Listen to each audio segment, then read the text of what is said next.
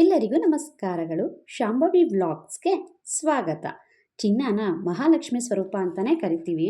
ಅದರಲ್ಲೂ ನಮ್ಮಂಥ middle class ಫ್ಯಾಮಿಲಿಯವರು ಕಷ್ಟ ಕಾಲಕ್ಕಾಗುತ್ತೆ ಅಂತಲೇ ಚಿನ್ನ ಖರೀದಿಸೋದು. ಆ ಚಿನ್ನನ ಗಿರ್ವಿ ಇಟ್ಟು ಬಿಡಿಸ್ಕೊಬಂದ ನಂತರ ಅದನ್ನು ಸರಿಯಾದ ರೀತಿಲಿ ಶುದ್ಧಿ ಮಾಡದೆ ಲಾಕರ್ಗೆ ಎತ್ತಿಡೋದಾಗಲಿ ಮೈ ಮೇಲೆ ಹಾಕ್ಕೊಳ್ಳೋದಾಗಲಿ ಮಾಡಬಾರ್ದು. ನಮ್ಮ ವಿಡಿಯೋ ಮೊದಲನೇ ಬಾರಿಗೆ ನೋಡ್ತಾ ಇದ್ದರೆ ಈಗಲೇ ಸಬ್ಸ್ಕ್ರೈಬ್ ಮಾಡ್ಕೊಳ್ಳಿ. ಹಾಗೆ ಇಷ್ಟ ಆದರೆ ಲೈಕ್ ಮಾಡೋದನ್ನು ಮರಿಬೇಡಿ. ನಾನಿಲ್ಲಿ ಪಾಲಕ್ ಸೊಪ್ಪು ಹಾಗೆ ಸಬ್ಸಿಗೆ ಸೊಪ್ಪು ಮೆಂತ್ಯ ಸೊಪ್ಪು ಬಳಸಿ ಒಂದು ಹೊಸ ರೀತಿಯಲ್ಲಿ ಮೊಸೊಪ್ಪು ಮಾಡ್ತಾಯಿದ್ದೀನಿ. ಯಾವಾಗಲೂ ಒಂದೇ ಥರ ತಿಂದು ಬೇಜಾರಾಗಿದ್ದರೆ ಈ ಥರ ಒಂದು ಸತಿ ಟ್ರೈ ಮಾಡಿ. ಟೇಸ್ಟ್ ತುಂಬಾ ಚೆನ್ನಾಗಿರುತ್ತೆ. ಹಾಗೆ ನಿನ್ನೆ ಊರಿಂದ ನಮ್ಮ ಮಮ್ಮಿ ಬಂದಿದ್ದರು. ಅವ್ರ ಹತ್ರ ಮಾತಾಡ್ತಾ ಹಾಗೆ ಕೇಳಿದೆ, ಮಮ್ಮಿ ಲಾಸ್ಟ್ ವೀಕಲ್ಲಿ ನನ್ನ ಫ್ರೆಂಡು ಒಬ್ಬಳು ಮನೆಗೆ ಬಂದಿದ್ಲು. ಸ್ವಲ್ಪ ಇಲ್ಲೇ ಒಂಚೂರು ಬ್ಯಾಂಕ್ ಹೋಗಬೇಕಿತ್ತು, ಕೆಲಸ ಇದೆ, ಒಂದು ಸ್ವಲ್ಪ ಲಗೇಜ್ ಇಟ್ಟು ಹೋಗಿರ್ತೀನಿ ಅಂತ ಇಟ್ಟು ಹೋಗಿದ್ಲು. ಬ್ಯಾಂಕಿಂದ ಒಡವೆ ಬಿಡಿಸ್ಕೊಂಡು ಬಂದಳು. ಹಾಗೆ ಇಲ್ಲೇ ರೆಡಿಯಾಗಿ ಬೇಗ ಹೊರಡೋಕ್ಕೆ ರೆಡಿ ಆಗಿದ್ಲು. ಬರ್ತಿದ್ದ ಹಾಗೇನೆ ಬ್ಯಾಂಕಿಂದ ಡೈರೆಕ್ಟಾಗಿ ಒಡವೆ ತಂದಿದ್ದನ್ನ ಹಾಗೆ ಮೈ ಮೇಲೆ ಹಾಕ್ಕೊಂಡ್ಬಿಟ್ಲು. ನಾನು ಅವಳಿಗೆ ಹೇಳಿದೆ, ಇದೇನಿದು ಒಡವೆ ಇವಾಗ ಬಿಡಿಸ್ಕೊಂಡು ಬಂದೆ ಅಂತ ಹೇಳ್ತೀಯ, ತಂದ ತಕ್ಷಣ ಹಾಗೆ ಹಾಕ್ಕೊಂಡೆ, ಅದನ್ನು ಶುದ್ಧಿ ಮಾಡಲ್ವಾ, ಕೊಡಿಲಿ ನಾನು ಶುದ್ಧಿ ಮಾಡಿಕೊಡ್ತೀನಿ ಅಂತ ಹೇಳಿ ಮಾಡಿಕೊಟ್ಟೆ. ಅವಳು ಅಂದ್ಲು, ಈ ರೀತಿ ಮಾಡಬೇಕಾ, ನನಗೆ ಗೊತ್ತೇ ಇರಲಿಲ್ಲ, ಅದು ಎಷ್ಟು ಸರಿ ನಮ್ಮ ಮನೇಲಿ ಚಿನ್ನ ಇರೋದಕ್ಕಿಂತ ಹೆಚ್ಚಾಗಿ ಬ್ಯಾಂಕಲ್ಲೇ ಚಿನ್ನ ಇರುತ್ತೆ ಅಂತ ಹೇಳ್ತಿದ್ಲು. ನಾನು ಅವಾಗ ಅಂದ್ಕೊಂಡೆ, ಹೌದಲ್ವಾ, ತುಂಬ ಜನಕ್ಕೆ ವಿಷಯ ಗೊತ್ತಿಲ್ಲ. ಹಾಗೆ ಅದನ್ನು ನೀವು ಮಾತ್ರ ಯಾವಾಗಲೂ, ನಮ್ಮ ಮಮ್ಮಿ ಮಾತ್ರ ಯಾವಾಗಲೂ ಹೀಗೆ ಮಾಡಿ ಅಂತ ಹೇಳ್ತಿರ್ತಾರೆ, ಬೇರೆಯವ್ರಿಗೂ ಹೇಳ್ತಾರೆ ಅವ್ರಿಗೆ ಗೊತ್ತಿರೋರಿಗೆ. ಆದರೆ ಬೇರೆಯವ್ರು ತುಂಬ ಜನ ಅದು ಗೊತ್ತೇ ಇಲ್ಲ ಅಂತಲೇ ಹೇಳ್ತಾರೆ ಆ ಟೈಮಲ್ಲಿ ಅಂತ ಅಂದ್ಕೊಂಡು ನಮ್ಮ ಮಮ್ಮಿಗೆ ಕೇಳಿದೆ, ನಿನಗೆ ಇದನ್ನು ಯಾರು ಹೇಳ್ಕೊಟ್ರು, ನೀನು ಇದನ್ನ ಯಾವಾಗಿಂದ ಫಾಲೋ ಮಾಡ್ತಾ ಇದ್ದೀರಾ ಮಮ್ಮಿ ಅಂತ ಕೇಳಿದೆ. ಆಗ ನಮ್ಮ ಮಮ್ಮಿ ಹೇಳಿದ್ರು, ಮುಂಚೆ ನಾನು ಇದನ್ನು ಫಾಲೋ ಮಾಡ್ತಾ ಇರಲಿಲ್ಲ, ನಿಮ್ಮಪ್ಪ ಅದೆಷ್ಟು ಸಾರಿ ತೊಗೊಂಡೋಗಿ ಒಡವೆ ಪದೇ ಪದೇ ಅಡ ಇಡ್ತಿದ್ರು. ಹಾಗೆ ಕೆಲವೊಂದು ಸಾರಿ ಒಡವೆಗಳನ್ನ ತುಂಬ ಬಡ್ಡಿ ಜಾಸ್ತಿ ಬೆಳೆದು ಅದನ್ನು ಮಾರು ಬಿಟ್ಟಿದ್ದಾರೆ, ಹಾಗೇ ಬಿಡಿಸ್ಕೊಳಕ್ಕಾಗದೆ.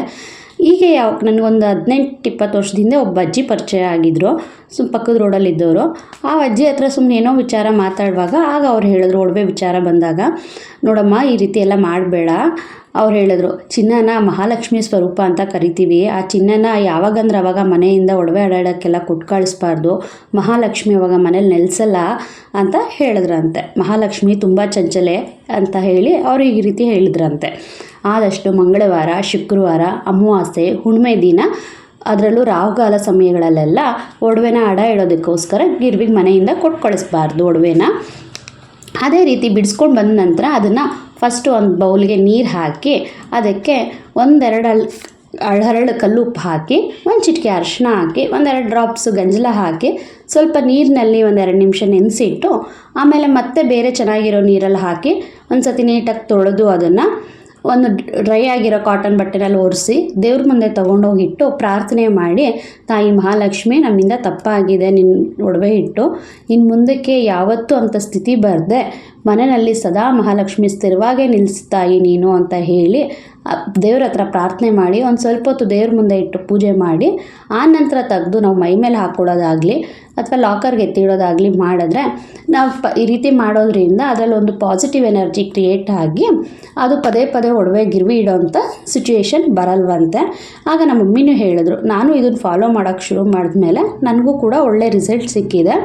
ನಾನು ಮುಂಚೆಗೆ ಎಷ್ಟು ಹೋಲಿಸ್ಕೊಂಡ್ರೆ ಒಂದು 90% ಒಡವೆ ಅಡ ಇಡೋವಂಥ ಸಿಚುವೇಶನ್ ಕಮ್ಮಿನೇ ಆಗಿಬಿಟ್ಟಿದೆ. ತುಂಬ ಅಂದರೆ ತುಂಬ ರೇರಾಗಿ ಅಷ್ಟೇ ಇಡೋದು. ಹಾಗೆ ಇಟ್ಟರು ಬೇಗನೂ ಬಿಡಿಸ್ಕೊಳ್ತೀನಿ ನಾನು ಈ ರೀತಿ ಮಾಡ್ತಾ ಇರೋದ್ರಿಂದನೇ, ಅಥವಾ ಬೇರೆ ಯಾವ ಕಾರಣನೋ ಗೊತ್ತಿಲ್ಲ, ಬಟ್ ಅದೊಂದು ನಂಬಿಕೆ ಇದೆ ಅಂತ ಹೇಳಿದ್ರು ನಮ್ಮ ಮಮ್ಮಿ. ನಮಗೂ ಅಷ್ಟೇ, ಅವರು ಹೇಳ್ತಿರ್ತಾರೆ ಆವಾಗಲೂ, ಅದಕ್ಕೆ ನಾನು ನಿಮಗೂ ಹೇಳೋದು ಅಂತ ಹೇಳಿದ್ರು. ಹೌದಲ್ವಾ, ಈ ರೀತಿ ಸಿಂಪಲಾಗೆ ನಾವು ಮನೆಯಲ್ಲಿ ಯಾವುದೇ ಖರ್ಚಿಲ್ಲದೆ ಈ ರೀತಿ ಮಾಡಿ ಆಗೋದ್ರಿಂದ ಒಳ್ಳೇದಾಗುತ್ತೆ ಅನ್ನೋದಿದ್ದರೆ, ನಂಬಿಕೆ ಇಟ್ಟು ಮಾಡೋದ್ರಿಂದ ಕಳ್ಕೊಳ್ಳೋದೇನಿದೆ ಅಲ್ವಾ. ನಾ ಹಾಗೆ ಇಲ್ಲಿ ಹೇಳಿದ್ನಲ್ಲ ಮೊಸೊಪ್ಪು ಮಾಡ್ತಾಯಿದ್ದೀನಿ ಅಂತ, ಅದಕ್ಕೋಸ್ಕರ ನಾನಿಲ್ಲಿ ಸ್ವಲ್ಪ ಅವರೆಬೇಳೆ, ಹೆಸರು ಬೇಳೆ ಮತ್ತು ತೊಗರಿ ಬೇಳೆನ ತೊಳೆದ್ಬಿಟ್ಟು ಒಂದು ಸ್ವಲ್ಪ ಎಣ್ಣೆ ಹಾಕಿ ಕುಕ್ಕರ್ಗೆ ಬೇಯಕ್ಕೆ ಇಟ್ಕೊಂಡಿದ್ದೀನಿ. ಹಾಗೆ ಇಲ್ಲಿ ನಾನೊಂದು ಸ್ವಲ್ಪ ಮಡಕೆ ಇಟ್ಕೊಂಡು ಬಿಸಿನೀರು ಕಾಯಕ್ಕೆ ಇಟ್ಕೊಳ್ತಾ ಇದ್ದೀನಿ.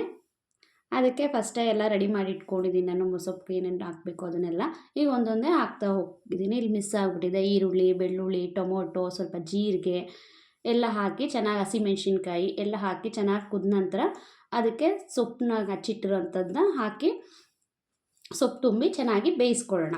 ಈ ರೀತಿ ಸಪ್ರೇಟ್ ಬೇಯಿಸ್ಕೊಂಡು ನೋಡಿ, ಟೇಸ್ಟ್ ಮಾತ್ರ ತುಂಬಾ ರುಚಿಯಾಗಿರುತ್ತೆ. ಮತ್ತು ಇದಕ್ಕೆ ಅವರೆಬೇಳೆ ಹಾಕಿರೋದ್ರಿಂದ ಒಂದು ಒಳ್ಳೆ ಟೇಸ್ಟೇ ಕೊಡುತ್ತೆ ಸಪ್ರೇಟ್ ಇದು.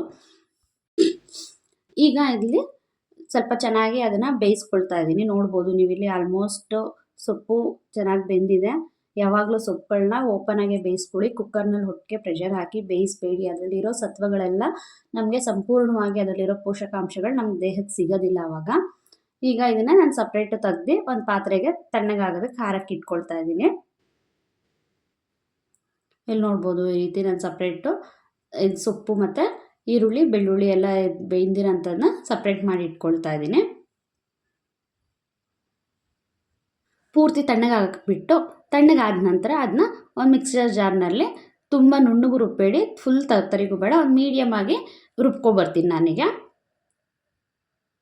ಇಲ್ಲಿ ಮಿಕ್ಸರ್ ಜಾರ್ಗೆ ಸೇರಿಸ್ಕೊಳ್ತಾ ಇದ್ದೀನಿ ನಾನೀಗ. ಪಾತ್ರೆಯಲ್ಲಿ ಸೊಪ್ಪು ಬೇಯಿಸಿಟ್ಟಿರೋ ನೀರಿತ್ತಲ್ಲ ಅದ್ರ ಜೊತೆಗೆ ನಾವು ಬೇಳೆ ಬೇಯಿಸ್ಕೊಂಡು ಇಟ್ಟಿರೋದನ್ನು ಕೂಡ ಇದಕ್ಕೀಗ ಸೇರಿಸ್ಕೊಳ್ತಾ ಇದ್ದೀವಿ.